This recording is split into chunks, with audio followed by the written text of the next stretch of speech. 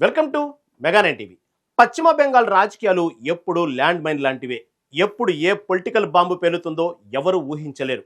అటు కేంద్రంలోని బీజేపీతో, ఇటు రాష్ట్రంలోని విపక్షాలతో నిత్యం ఫైట్ చేసే మమతా బెనర్జీకి ఇప్పుడు సొంత పార్టీ నుంచే కొత్త తలనొప్పులు మొదలయ్యాయి.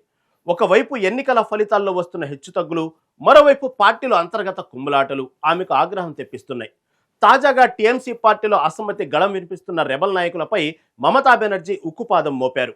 పార్టీ లైన్ దాటి ఎవరైనా మాట్లాడినా, పార్టీని వీడాలని చూస్తున్నా తాను ఏమాత్రం భయపడనని, వెళ్ళిపోవాలనుకునే వాళ్ళు వెళ్ళిపోవచ్చు, ఎవరిని ఎవరు ఆపరు అంటూ ఆమె చేసిన సంచలన వ్యాఖ్యలు ఇప్పుడు బెంగాల్ రాజకీయాలను కుదిపేస్తున్నాయి. అసలు టీఎంసీలో ఏం జరుగుతోంది? దీదీకి సొంత నేతలపై ఎందుకంత కోపం వచ్చింది? ఈ రెబల్స్ వల్ల మమతా బెనర్జీకి ఏదైనా ముప్పు ఉందా?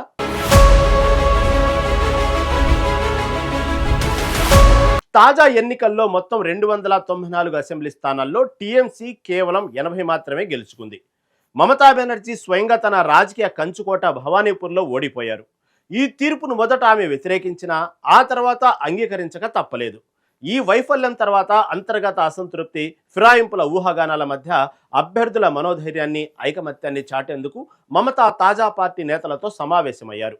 ఈ సమావేశంలోనే మమతా తనదైన స్టైల్లో రెబల్స్కు ఫుల్ క్లారిటీ ఇచ్చారు. సొంత పార్టీలోనే ఉంటూ గొంతు కోసే నేతలను ఎంత మాత్రం సహించేది లేదని Mamata Banerjee clear cut message ఇచ్చేశారు. పార్టీలో ఉంటూ క్రమశిక్షణ ఉల్లంఘిస్తే ఊరుకునేది లేదన్నారు.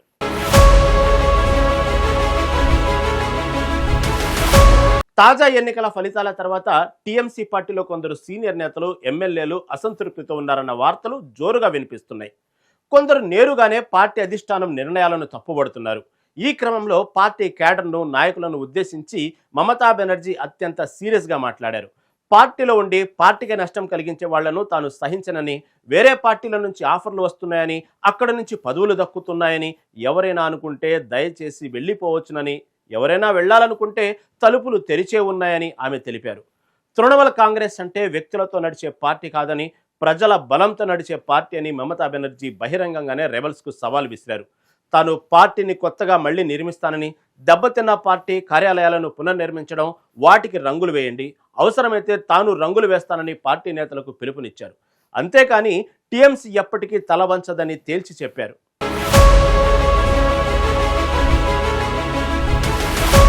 దీది ఇంత సీరియస్ అవ్వడానికి ప్రధానంగా 2 కారణాలు ఉన్నాయని రాజకీయ పండితులు విశ్లేషిస్తున్నారు. బెంగాల్లో ఎలాగైనా పాగా వేయాలని బీజేపీ ఎప్పటి నుంచో కాచుకుని కూర్చుంది. అందుకు తగ్గట్లుగానే బెంగాల్లో కాషాయ జెండా ఎగురవేసింది. ప్రస్తుతం రాష్ట్ర సీఎంగా సువేందు అధికారి సంచలనాత్మక నిర్ణయాలతో దూసుకెళ్తున్నారు. ఇక బీజేపీ గతంలో పెద్ద టీఎంసీ నేతలను బీజేపీ తమ వైపుకు లాక్కుంది.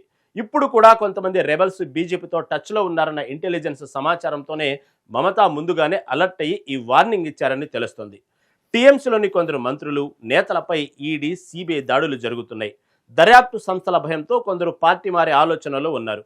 అలాంటి వారికి వెళ్లేవాళ్లు వెళ్ళండి, కానీ నన్ను బెదిరించొద్దని దీదీ కౌంటర్ ఇచ్చారు.